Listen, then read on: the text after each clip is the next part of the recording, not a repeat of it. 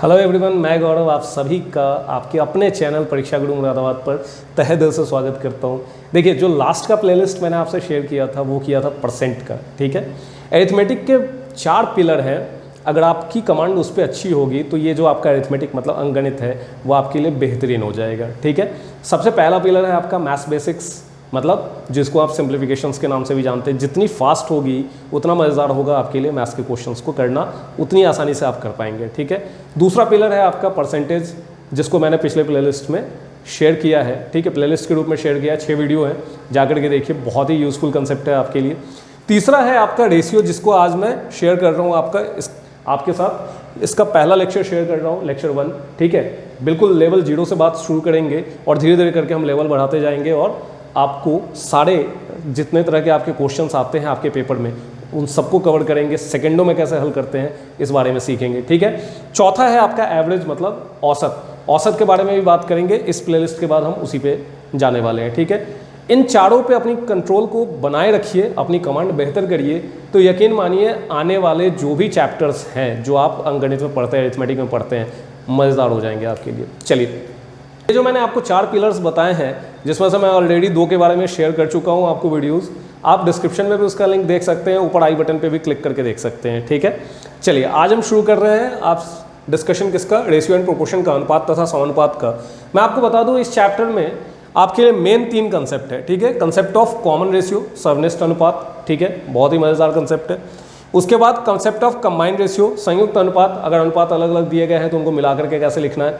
तीसरा है आपका कंसेप्ट ऑफ प्रोपोर्शन, मतलब समानुपात। इनका डिस्कशन हम करने वाले हैं। ठीक है, लेकिन सबसे पहले ये तो जान लें कि अनुपात होता क्या है, रेशियो होता क्या है। ठीक है, कंपैरिजन, रेशियो का मतलब क्या होता है? तुलना। ठीक है, क्या मतलब कि अगर आपके पास 10 रुपये है और मेरे पास 5 रुपये है, तो मैं क्या करूँगा? एक तुलना करूँगा कि भैया तुम्हारे पास तो है 10 रुपये और मैं हूँ थोड़ा गरीब आदमी, मेरे पास है कितना? 5 रुपये। ठीक है, तो तुलना हो गई ना। तो तुलना करने का जो तरीका होता है वो क्या होता है कि जिसके बारे में बात हो रही है उसको ऊपर लिख दो और जिससे तुलना हो रही है उसको कहाँ लिख दो? नीचे लिख दो। तो अब अगर मैं इसका रेशियो, इसका अनुपात निकालूंगा, मतलब अनुपात निकालना मतलब तुलना करके लिखना या फिर भाग करना। ठीक है, क्योंकि अनुपात का जो सूचक है, ठीक है, रेशियो को जो रिप्रेजेंट करता है वो कौन करता है? डिवीजन। ठीक है, तो आपके सामने वैल्यू आएगी 2/1। लिखने का तरीका ये भी सही है। इसी को हम इस तरह से भी लिख सकते हैं 2:1। ठीक है, दोनों तरीकों का इस्तेमाल किया जाता है। क्या मतलब हुआ? मतलब ये हुआ कि आपके पास जो पैसा है वो मेरे पास वाले पैसे का दुगना है। ठीक है, यही रेशियो का बेसिक कंसेप्ट है। डन। अब अगर बात आती है प्रोपोर्शन की, प्रोपोर्शन का मतलब क्या होता है? ऐसा समानुपात मतलब क्या होता है? समानुपात का, देखिए, समानुपात का मतलब क्या हुआ कि ऐसे ही किसी 2 अनुपात की तुलना करना। ठीक है, कि अगर मैं कहता हूं कि ए और बी, ठीक है, के बीच का जो अनुपात है वो बिल्कुल बराबर है सी और डी के बीच के अनुपात का, तो ये कहलाता है समानुपात। मतलब ये जो बीच का इक्वल साइन है ये किसके बारे में बता रहा है? ये आपको बता रहा है प्रोपोर्शन के बारे में, जिसको हिंदी में समानुपात कहते हैं। लिखने का तरीका क्या हो जाएगा? A:B, चूंकि हम अनुपात के लिए सिंगल कॉलन का इस्तेमाल करते हैं, एक विसर्ग लगाते हैं, यहाँ समानुपात के लिए 2 विसर्ग का इस्तेमाल करेंगे, डबल कॉलन का। ठीक है, = C:D। ठीक है, देखो समझना कितना आसान है। भाग के लिए 1 बार, तो इसीलिए सिंगल कॉलन, लेकिन बराबर के लिए 2 कॉलन को मिलाना पड़ेगा, तो इसीलिए डबल कॉलन। ठीक है, डबल कॉलन का इस्तेमाल करते हैं। तो याद रखने में आसानी होगी आपको कि जब भी हम बराबर के लिए रिप्लेसमेंट देखेंगे तो डबल कॉलन, और जब भी हम भाग के लिए रिप्लेसमेंट देखेंगे तो सिंगल कॉलन। ठीक है, ये तो हो गई, चलिए बेसिक बातें। ठीक है, अब बात आती है ये जो मैंने कंसेप्ट्स लिखे हैं इनको कैसे समझना है और इनका इस्तेमाल कैसे करना है। आइए उसका डिस्कशन करते हैं। देखिए, मैं आपको कंसेप्ट ऑफ कॉमन रेशियो का डिस्कशन इस एग्जांपल के साथ करके समझाता हूँ। ठीक है, प्रैक्टिकली अगर आप देखेंगे पेपर्स में आने वाले क्वेश्चंस को, बहुत इजी सा क्वेश्चन है, कोई बहुत टफ क्वेश्चन नहीं उठाया। जब आपको समझाना होता है तो जनरली हम इजी एग्जांपल्स लेंगे। ठीक है, फिर हम अगले वीडियो में या उसके अगले वीडियो में लेवल बाई लेवल हम क्या करते चले जाएंगे, बढ़ाते चले जाएंगे। मॉडरेट लेवल, टफ लेवल, सारे लेवल हम देखेंगे। बस धैर्यपूर्वक आप इस चीज़ को पहले समझ लो। ठीक है, कि पहले क्वेश्चन का कंसेप्ट समझो कि ये जो कॉमन रेशियो ये होता क्या है। कॉमन रेशियो का मतलब क्या लिखा है? सर्वनिष्ठ अनुपात, मतलब एक ऐसा अनुपात जो सब में निहित होगा। मतलब रेशियो की एक खासियत क्या होती है कि जब भी आप किसी एक रेशियो को किसी दूसरे से कंपेयर करेंगे ठीक है। अगर दोनों आपस में बराबर है तो उसका जो सिंप्लीफाइड फॉर्म होगा, उसका जो सरलतम रूप होगा वो हमेशा सेम रहेगा, ठीक है। अब आपको इसी कंसेप्ट को यूज़ करना है क्वेश्चंस को भी सॉल्व करने के लिए, ठीक है। तो रेशियो का जो बेसिक कंसेप्ट है वो तो हम समझ ही चुके हैं। अब आइए अब हम इस क्वेश्चन के थ्रू इस बात को समझें। क्वेश्चन में कह रहा है कि दो संख्याओं के बीच का अनुपात, मतलब नंबर 1 और नंबर 2 के बीच का जो अनुपात है वो कितना है, वो है आपका 2:1। चलो जी, ठीक है। फिर आपसे क्या कहता है, फिर आपसे कहता है कि ये तो पहले था, बाद में क्या हो जाता है कि इसमें कुछ जोड़ा जाता है, ठीक है। यहाँ पे जो वैल्यू है जोड़ने वाली वो कितनी है, 5, कि 5 अगर हम जोड़ दे, ठीक है, पहली संख्या में भी और दूसरी संख्या में भी, तो अब जो वैल्यू हो जाती है बाद में वो हो जाती है आपकी 3:2, 3:2, ठीक है। मैंने क्या कहा था, रेशियो की एक खासियत है कि वास्तविक रूप में चाहे वो जैसे भी बढ़े, ठीक है, लेकिन उसके अपने जो मूल रूप है उसमें वो इक्वल ही बढ़ेगा अगर कहा गया है आपसे। अब वो वैल्यू आपकी वास्तविक वैल्यू के बराबर हो भी सकती है और नहीं भी हो सकती। तो यहाँ पे अगर हम देखें कि क्या यहाँ पे जो इंक्रीमेंट है वो 5 का दिख रहा है, तो नहीं दिख रहा है, क्योंकि ये तो सिंप्लीफाइड फॉर्म है ना। सरलतम रूप में इंक्रीमेंट कुछ भी हो सकता है, लेकिन ओरिजिनल फॉर्म में एक्चुअल इंक्रीमेंट 5 का ही है। तो अगर हम इस चीज़ को यहाँ पे जोड़ के देखें तो हमें दिखता है कि यहाँ पे जो इंक्रीमेंट है वो तो 1 का है, ठीक है, कि 2 से 1 ज़्यादा 3 है और 1 से 1 ज़्यादा 2 है। ध्यान से समझिएगा। अब मैं आपको क्लियर करने जा रहा हूँ कॉमन रेशियो होता क्या है।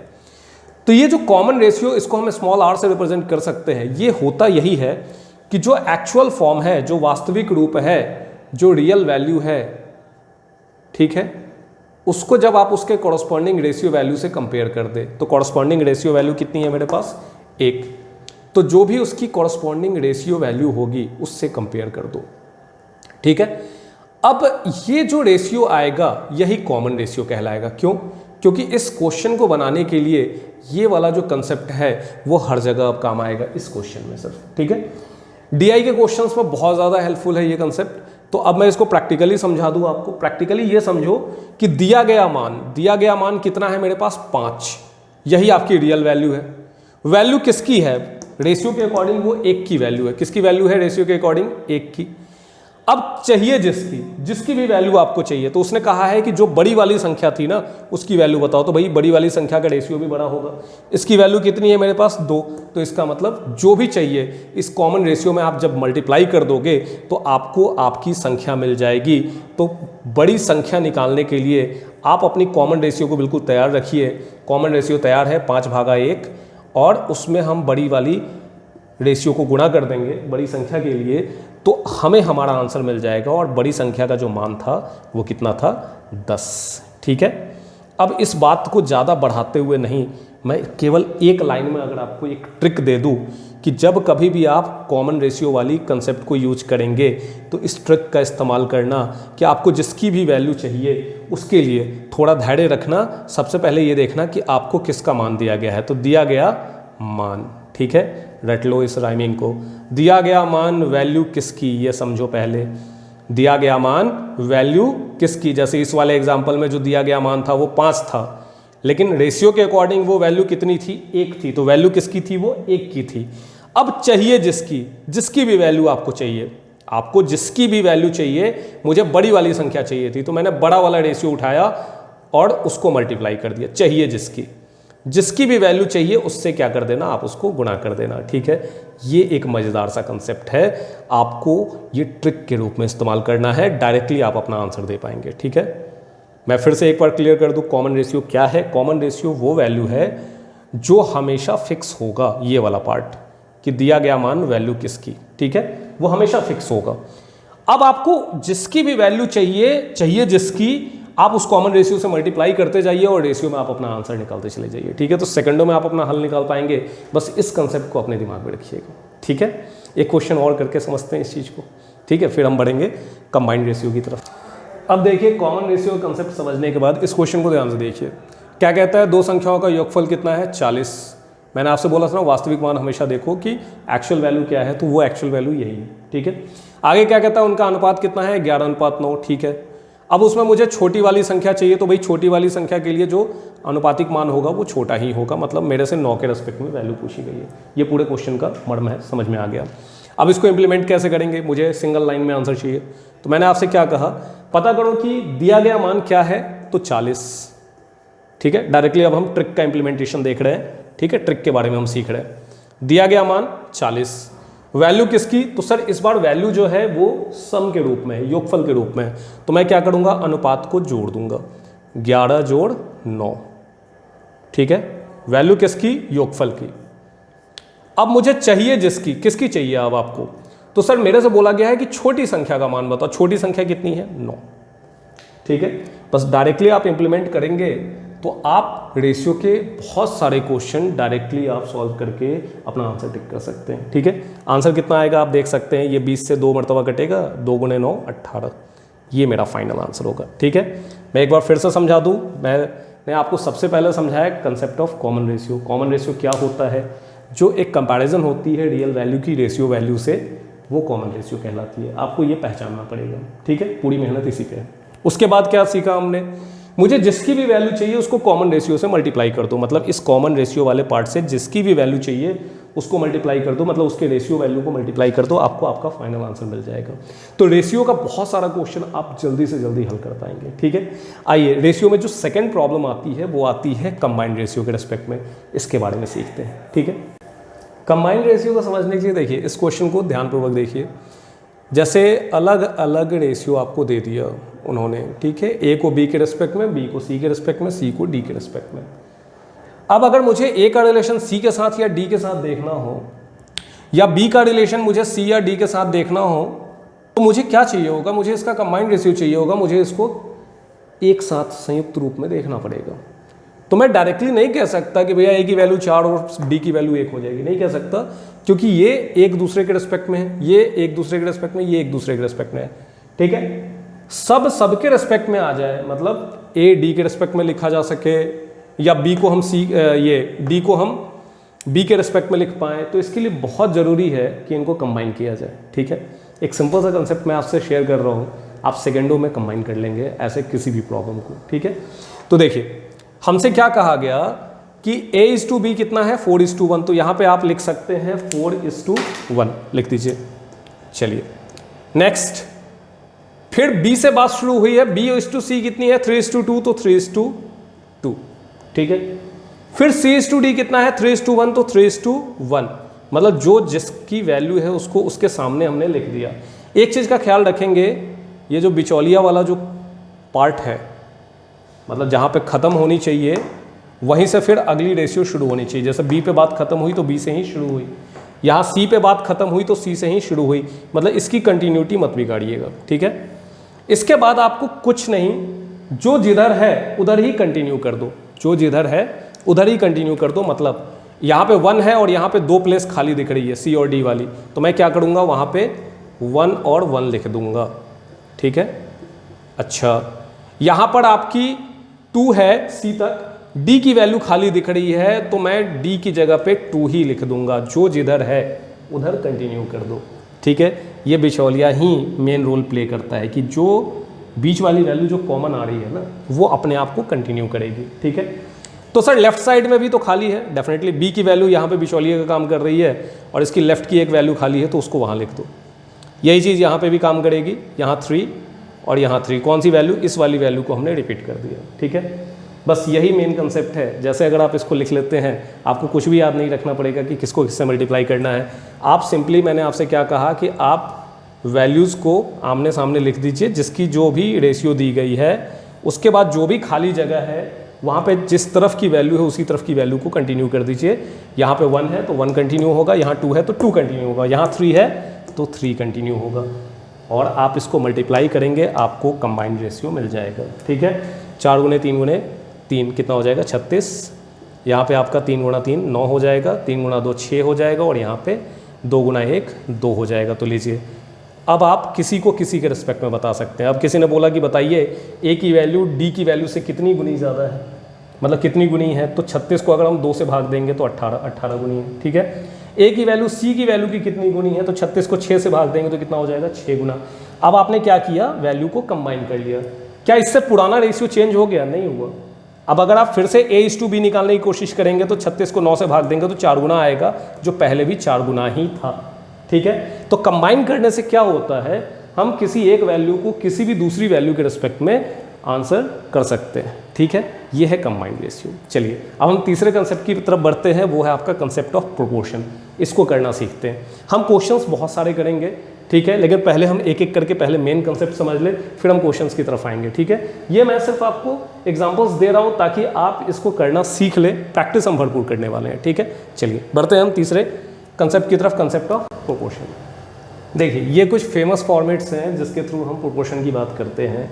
ज़्यादातर डायरेक्टली लिखा जाता है, जैसे A/B = 4/3। इसका मतलब A और B के बीच वही अनुपात है जो 4 और 3 के बीच है, ठीक है। इसी को लिखने का एक अल्टरनेट तरीका है कि A/B, ये डिवीज़न के लिए सिंगल कॉलन, जैसा मैं आपको पहले शेयर कर चुका हूँ, और इक्वल टू के लिए डबल कॉलन का इस्तेमाल करते हैं, ठीक है। = ये कितना बता रहा है आपको, 4:3। ये भी बात वही बता रहा है कि A की जगह वैल्यू जो होगी A के कॉरस्पॉन्डिंग 4 और B के कॉरस्पॉन्डिंग कितनी होगी, 3। इसी को लिखने का एक और तरीका ये भी है, ठीक है, कि जिस तरह से आप आमने सामने देखते हैं कि A की जगह 4 और B की जगह 3 रिप्रेजेंटेशन के लिए है, उसी तरह आप कह सकते हैं कि A की जगह 4, मतलब उस वैल्यू को आप नीचे लिख सकते हैं और B को आप ऊपर ले जा सकते हैं, ठीक है। तो जिस तरह आमने सामने आप रिप्रेजेंटेशन देख रहे हैं कि A की जगह 4 और B की जगह 3, उसी तरह से आप ऊपर नीचे भी कह सकते हैं कि A की जगह 4 और B की जगह 3, ठीक है। तो लिखने के 3 तरीके हैं, मतलब सबका एक ही है कि चाहे तो आप आमने सामने देख लीजिए, चाहे आप ऊपर नीचे देख लीजिए, ठीक है, चाहे आप रिलेट कर लीजिए कि पहली पोजीशन, दूसरी पोजीशन, दूसरी पोजीशन। इन सब का मतलब क्या है, इन सब का मतलब यही है कि जो कॉरस्पॉन्डिंग वैल्यू है वो A की जगह 4 के थ्रू रिप्रेजेंट हो रही है और B की जगह 3 के थ्रू रिप्रेजेंट हो रही है। क्या इसका मतलब एग्जैक्टली हो गया कि A का मान 4 ही होगा और B का मान 3 होगा? नहीं, ऐसा नहीं होता, ठीक है। मैंने आपसे क्या कहा था कि ये सिर्फ आपको रिप्रेजेंट करता है कि जो सिंप्लीफाइड फॉर्म होगा उसमें A की जगह 4 और B की जगह 3 होगा, बट एक्चुअल फॉर्म में वो कुछ मल्टीप्लाई हो रहा होगा। जो मैंने आपको पहला कंसेप्ट शेयर किया था कॉमन रेशियो का, ये वही उस कॉमन रेशियो के बराबर होगा, ठीक है, उस कॉमन रेशियो के बराबर होगा। क्या मतलब? मतलब ये है कि A की जगह 8 हो सकता है और B की जगह 6 भी हो सकता है। तो फिर तो जब आप 8 को 6 से भाग देंगे तो कॉमन जो वैल्यू थी 2, वही कॉमन रेशियो जो थी वो कट जाएगी और फिर जो इसका सिंप्लीफाइड फॉर्म आएगा वो 4/3 ही आएगा। लिख के बता देता हूँ मैं आपको, जब कट जाएगा उसका कॉमन वैल्यू तो ये जो वैल्यू आएगी वो आएगी 4/3। तो अब मैं चीज़ों को ज़्यादा कॉम्प्लिकेट ना करते हुए बिल्कुल सिंपल सी भाषा में आपको समझा दूं कि जब भी रेशियो के कंसेप्ट को आप डील करेंगे तो ध्यान रखेंगे कि A के इक्विवेलेंट है 4 और B के इक्विवेलेंट है 3, ठीक है, प्रोपोर्शन के रूप में। लेकिन इसका कतई मतलब नहीं कि A एग्जैक्टली 4 ही होगा और B एग्जैक्टली 3 ही होगा जब तक कि हम इस वैल्यू को ना जान जाए, ठीक है। तो फिर सर ऐसे में तो बहुत कॉम्प्लिकेटेड हो जाएगा। नहीं, आपको ध्यान रखना है एक रेशियो से हम कई सारे रेशियोज लिख सकते हैं बिना किसी कॉम्प्लिकेशन के। सिर्फ दिक्कत कब आएगी? जब आपसे बोला जाए कि मुझे A की एग्जैक्ट वैल्यू बताओ और B की एग्जैक्ट वैल्यू बताओ। फिर यहाँ पे एक एक्स्ट्रा कंडीशन चाहिए होगी, जैसा कि हम एग्जाम्पल्स करके देखा हमने कि अगर आप मान लिया उसने एक कंडीशन दिया कि इन दोनों का सम, इन दोनों का जो सम है वो 14 है, तो फिर हम उस सम से कंपेयर करेंगे कि दिया गया मान वैल्यू किसकी फिर चाहिए जिसकी। तो जब हम गुणा कर रहे थे ना कॉमन रेशियो को, जब हम गुणा कर रहे थे 4 से तो 4 की वैल्यू आ रही थी, 3 से गुणा करेंगे तो 3 की वैल्यू आएगी, ठीक है। तो बेसिकली ये दोनों एक दूसरे से कोरिलेटेड है, ठीक है। कुछ हद तक ये भी कि अगर आपको रेशियो अलग अलग दिया गया है तो आप उसको कंबाइन कैसे करेंगे। तो यही कारण है मैंने आपसे कहा था कि रेशियो के क्वेश्चन को करने से पहले आपको ये 3 कंसेप्ट बिल्कुल क्लियर होना चाहिए। चलिए अब मैं इसको थोड़ा सा और क्लियर कर दूं कि अभी आप इसकी चर्चा ना करें क्योंकि ये अभी कंफ्यूज करेगा, ठीक है। हम क्वेश्चंस के थ्रू इस चीज़ को बार बार डिस्कस करेंगे तो ये चीज़ समझ में आ जाएगी, ठीक है। अभी हम बात करें कि एक रेशियो से हम कितने तरह के रेशियो लिख सकते हैं। तो इसी से हम लिख सकते हैं कि अगर मुझे A/B = 4/3 पता है तो मैं A+B/A-B भी लिख सकता हूँ डायरेक्टली, क्योंकि रेशियो से रेशियो बनाना है तो कॉमन रेशियो हर बार कॉमन होकर कट जाएगा, तो कॉमन रेशियो को बार बार कंसिडर करने की जरूरत नहीं है। मैं डायरेक्टली लिखूंगा यहाँ पे 4+3/4-3 और मेरा आंसर आ जाएगा 7/1, या मैं डायरेक्टली लिख सकता हूँ 7, ठीक है। अच्छा, इस कंसेप्ट को भी कुछ नाम दिया गया है क्या? हाँ, इस कंसेप्ट को हम कहते हैं कंपोनेंडो एंड डिविडेंडो। नाम है, काम बस इतना याद रखिए आप इसे कि ये रेशियो का ही कंसेप्ट है। इसको कंपोनेंडो डिविडेंडो कहते हैं, ठीक है। हिंदी में योगांतर का नियम, योग और अंतर, योगफल किया और यहाँ अंतर निकाला। रेशियो की भाषा में समझे तो मैंने कहा जो काम आप लेफ्ट साइड में करेंगे वही काम आप राइट साइड में भी करेंगे, ठीक है। जो काम आप अप साइड में करेंगे वही काम आप डाउन साइड में भी करेंगे, बस इस चीज़ का ध्यान रखिएगा। तो योगांतर का नियम, ठीक है। चलिए इस बात को थोड़ा सा और क्लियर करते हैं। और क्या मॉडिफिकेशन किया जा सकता है? मान लिया यहाँ पे कहता है वो आपसे कि ए की तरफ आप मल्टीप्लाई कर दो 3 से और बी की तरफ मल्टीप्लाई कर दो आप 4 से। तो अगर उसने वैल्यू मेरे से पूछ लिया कि 3a + 4b upon 4a + 3b का मान क्या होगा, ठीक है। तो कोई दिक्कत नहीं, मैंने कहा जो काम आप लेफ्ट में करेंगे वही काम हम राइट में करेंगे। तो राइट साइड में क्या हो जाएगा ये आपका, तो 3 × a के कॉरस्पॉन्डिंग 4 और b के कॉरस्पॉन्डिंग 3, फिर 4 × a के कॉरस्पॉन्डिंग 4 और b के कॉरस्पॉन्डिंग 3। तो वैल्यू कितनी आ जाएगी, ये आपकी 12 12 24 हो जाएगी और ये आपकी 16 और 9 25 हो जाएगी। तो मेरा आंसर लिखा जाएगा 24/25। आप कहेंगे सर ये तो बिल्कुल वही हो गया कि a की जगह आप हर बार 4 और b की जगह 3 लेके चल रहे हैं। मैंने आपको एक चीज़ बताई है कि जब तक रेशियो टू रेशियो लिख रहे हैं तब तक तो ठीक है, लेकिन रेशियो में अगर थोड़ा सा मॉडिफिकेशन हो जाए, किस में, पावर्स में, मतलब अगर यहीं पे मेरे से सवाल पूछा जाता कि a/b = 4/3, तो क्या आप बता सकते हैं a² + b² a + b का मान क्या होगा? तो हम कहेंगे can not be determined C and D। क्यों? क्योंकि यहाँ पे मुझे एक एडिशनल कंडीशन चाहिए होगी। क्यों? क्योंकि पावर्स अलग अलग हो गए। अब हम जानते हैं कि यहाँ पे a की वैल्यू 4r, मैंने अभी आपको बताया था ना 4r, तो ये 4r² आएगा, 4r का होल स्क्वायर आएगा, जबकि नीचे में वैल्यू 4r आएगी। r कॉमन होगी और यहाँ r² कॉमन होगा, एक बार r आपका बच जाएगा। तो एक प्रिकॉशन लीजिएगा, अगर आप ज़्यादा दिमाग में टेंशन नहीं लेना चाहते, एक प्रिकॉशन लीजिएगा कि रेशियो का जब प्रोपोर्शन मुझे दिया गया हो तो मैं उसके कॉरस्पॉन्डिंग कोई भी प्रोपोर्शन लिख सकता हूँ। सिर्फ शर्त यह है कि मुझे पावर्स में कोई डिफरेंस नहीं चाहिए, मुझे पावर्स में कोई डिफरेंस नहीं चाहिए। अगर ऊपर पावर 1 है तो नीचे भी पावर 1, ऊपर पावर 2 है तो नीचे भी पावर 2। ये अगर आपकी कंडीशंस फुलफिल हो रही हैं तो आप एक रेशियो के प्रोपोर्शन से कई सारे प्रोपोर्शंस क्रिएट कर सकते हैं। यहाँ तक बात आप समझ पाएँ? चलिए मैं इसको क्वेश्चंस के थ्रू और ज़्यादा क्लियर कर दूंगा। पहले मैं आपको कुछ बेसिक और बता दूं इसके बारे में, प्रोपोर्शन के बारे में। 2 तरह के बेसिक सवाल पूछे जाते हैं, क्या समझते हैं? देखिए पहला स्टेटमेंट आपसे क्या कहता है, ABCD समानुपाती है, मतलब ये प्रोपोर्शनल है। क्या मतलब हुआ इसका? मतलब ये हुआ कि अगर 4 वैल्यू दी गई है तो शुरू की 2 वैल्यू का जो रेशियो होगा वो बाद की 2 वैल्यू के रेशियो के बराबर होगा, यही है, ठीक है। ध्यान दीजिएगा ये क्या कहलाएगा आपका फर्स्ट प्रोपोर्शनल, पहला समानुपात। ये क्या कहलाएगा आपका सेकंड प्रोपोर्शनल, द्वितीय समानुपात। ये आपका क्या कहलाएगा थर्ड प्रोपोर्शनल, तृतीय समानुपात। और ये आपका क्या कहलाएगा फोर्थ प्रोपोर्शनल, चतुर्थ समानुपात, ठीक है। लेकिन अगर वैल्यू केवल 3 दी गई हो तो यहाँ पे कैसे लिखोगे समानुपात? तो ध्यान रखना B मतलब बीच वाली वैल्यू क्या होगी, 2 बार रिपीट होगी। मतलब बीच वाली वैल्यू एक बार यहाँ आएगी, फिर B/C। क्या मतलब हुआ? मतलब बीच वाली वैल्यू को आप 2 बार लिखेंगे। A और B के बीच का जो अनुपात है वो B और C के बीच का अनुपात होगा, ठीक है। इस केस में ये क्या कहलाएगा, ये क्या कहलाएगा और ये क्या कहलाएगा? तो ध्यान से समझिएगा। इस केस में ये कहलाता है आपका फर्स्ट प्रोपोर्शनल, प्रथम समानुपात, ठीक है। ये आपका कहलाता है तृतीय समानुपात, जैसा पहले आप देख चुके हैं। बस ध्यान दीजिएगा ये जो बीच वाला है ये आपका कहलाता है मीन प्रोपोर्शनल, हिंदी में बोले तो माध्य समानुपात, ठीक है। तो अब सवाल क्या बना?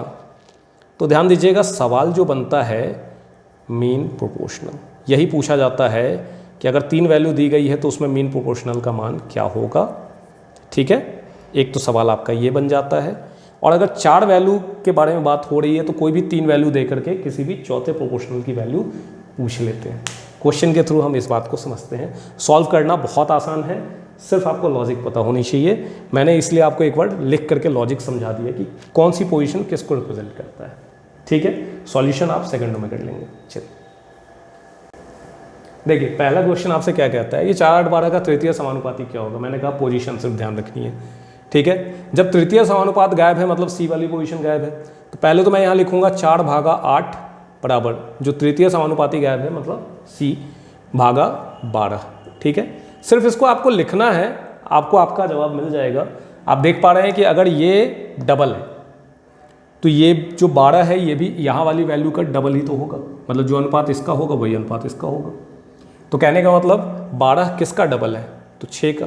तो इसका मतलब यहाँ पे जो C की वैल्यू होगी वो कितनी होगी, 6। ठीक है, तो डायरेक्टली आप देख के लिख सकते हैं। सॉल्व करना चाहे तो 12 गुने 4 और उसको 8 से भाग दे, कोई ज़रूरत नहीं है। मैं समझ गया ये डबल है तो यहाँ पे जो वैल्यू होगी उसका डबल यहाँ लिखा गया है।